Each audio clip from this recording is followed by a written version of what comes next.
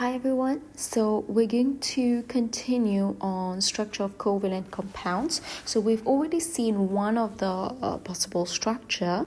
So we've seen simple covalent compounds where there are weak bonds between molecules that we are going to break when we are melting or boiling these simple covalent compounds, and these are so when we're looking at simple covalent compounds, we see that there are weak bonds between them, so that we are not actually touching or breaking the strong covalent bond inside the molecule. So we are just concerned with intermolecular bonding.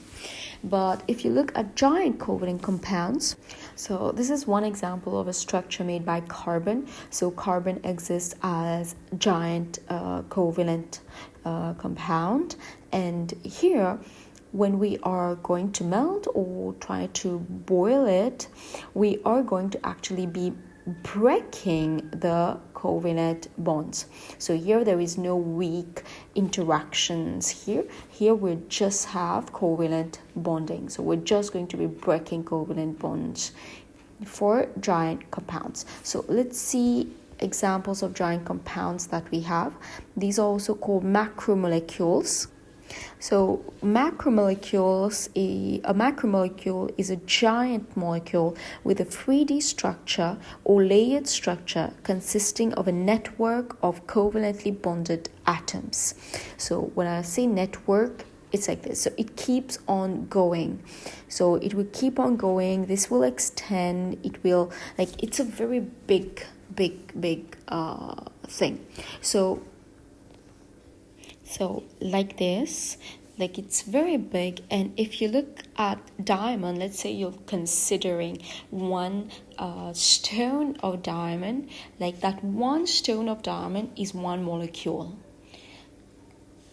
And if you have graphite, let's say you're taking the lead of your pencil, that one lead is one molecule.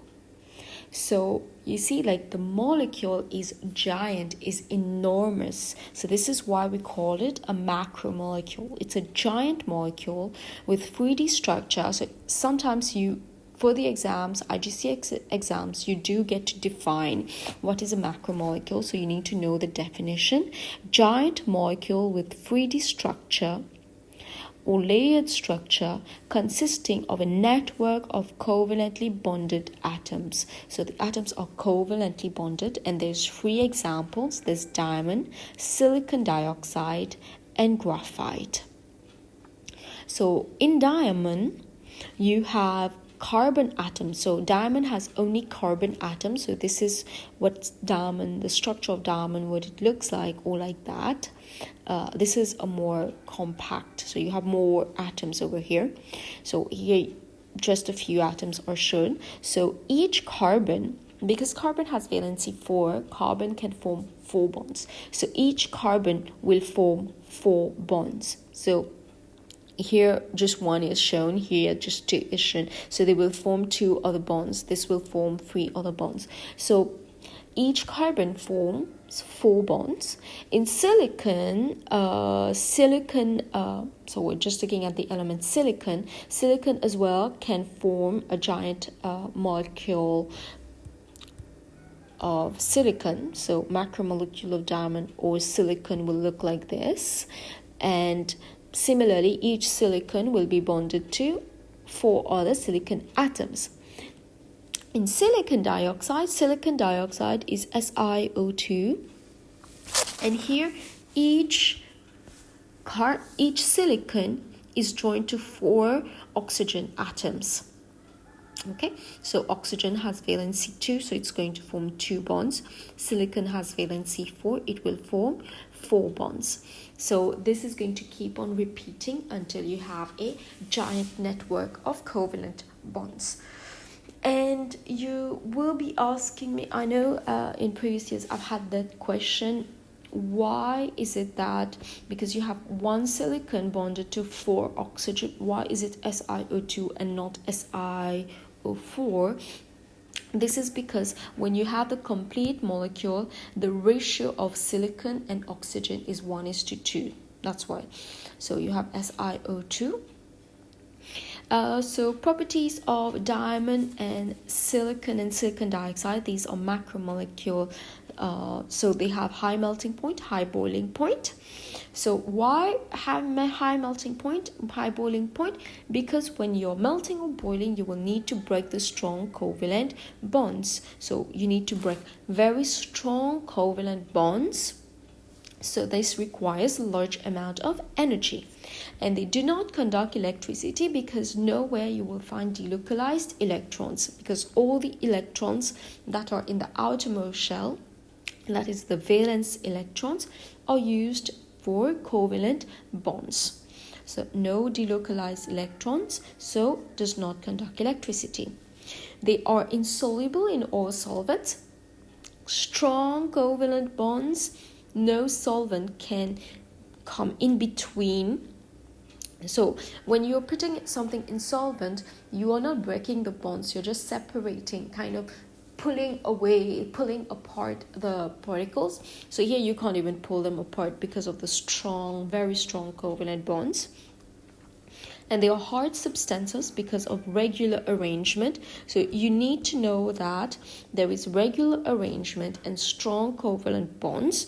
So you see, even if it can look a bit like messy, but there is regular arrangement in that. You will see, if you kind of notice carefully, you will see there's kind of hexagons that are kind of repeating themselves, and that are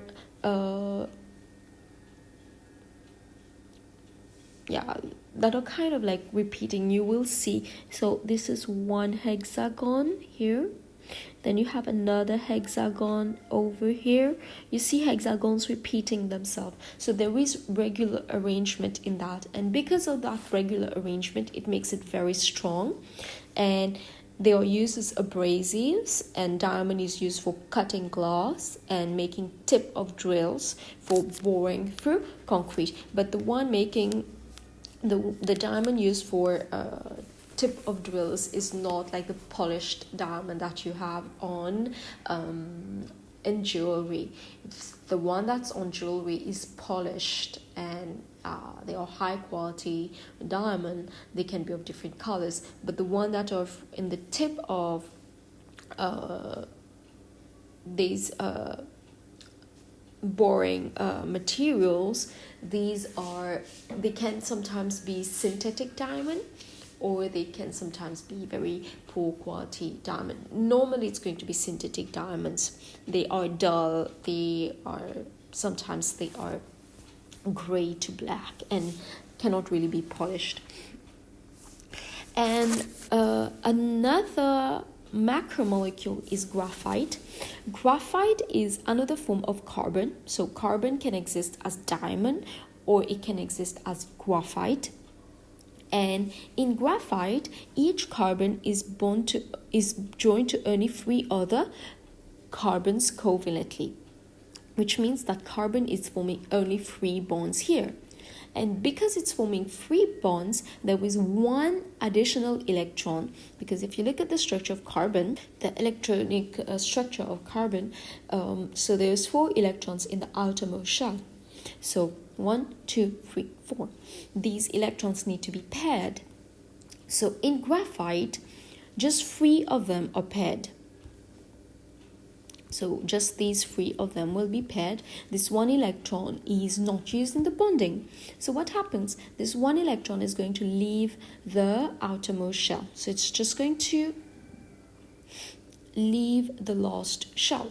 So carbon forms 3 bonds, and then you have a delocalized electron. And that delocalized electron is going to be in the structure, is going to be roaming around in the structure. So you have lots of delocalized electron. Each carbon will give 1 delocalized electron. And the carbon atoms are arranged in parallel layers. So you'll see, so this is 1 layer, this is a 2nd layer, this is a 3rd layer. And the force of attraction between the layers are weak forces. So weak interaction between the layers, but within one layer here, you have strong, these here are strong covalent bonds. So here you have strong covalent bonds, but between the layers you have weak interaction, weak van der Waals forces. So because you have weak van der Waals forces, these layers, they can slide over each other. So this can move back and forth. So this can also move back and forth. So they can slide over each other without breaking that structure. So this makes them slippery and soft. So the properties of graphite: high melting point, high boiling point, because you have strong covalent bonds that need to be broken for you to melt it. And you need to supply a very large amount of energy to break these covalent bonds. But the melting point, boiling point of graphite, if you look at diamond compared to graphite, diamond has only covalent bonds. So each carbon is bonded to 4 others. So you need to break 4 covalent bonds for each carbon. Here you're breaking only 3 covalent bonds, and you need to break weak intermolecular forces of attraction. So melting point and boiling point of graphite is going to be lower than that of diamond, because each carbon here is forming only 3 covalent bonds compared to diamond, where each carbon forms 4 covalent bonds. So less bond broken, so lower melting or boiling point. And graphite is the only non-metal that conducts electricity. Why does it conduct electricity? It's because of these delocalized electrons across the layers. So the electrons can move back and forth within the layers, but the electrons cannot jump from one layer to another, because the distance between the layers is kind of it's for the electrons is a long distance for them to jump. So the electrons cannot jump from one layer to another, but within the layers they can move back and forth. So they can move, they are mobile within each layer. So that's why diamond is able to conduct electricity, because it has delocalized electrons. Uses of graphite: it's used as a dry lubricant. It is slippery because the layers can slide over each other, and it can withstand high temperatures. So it doesn't decompose like ordinary oil. It's used to make electrodes. Electrodes are materials that are used to conduct electricity. And it's used to make crucible for molten metal. So when you're melting a metal, you need a container to hold the metal. So we use graphite for that container, because graphite has a very high melting point. So it's higher than the metals. So that's why we use it to make crucibles. So you're going to attempt the questions on the macromolecules, and you are going to watch the video as well to consolidate any understanding of macromolecules for covalent structures. Thank you. Bye-bye.